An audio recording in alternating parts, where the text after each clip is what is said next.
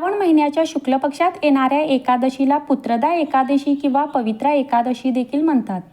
पुत्रदा एकादशी ही वर्षातून 2 वेळा येते.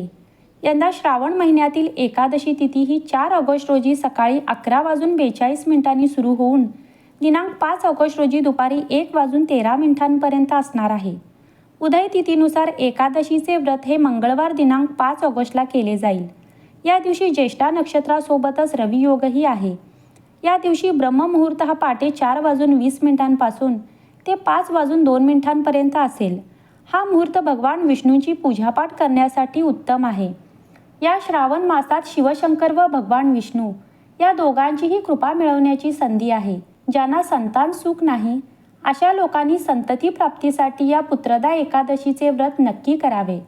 तसेच नवरा बायको असे दोघांनीही हे व्रत केल्याने खूप फलदायी ठरते. या एकादशीला भक्तिभावाने व्रत केल्याने भगवान विष्णू मनुष्याला संतान सुख देतात अशी मान्यता आहे.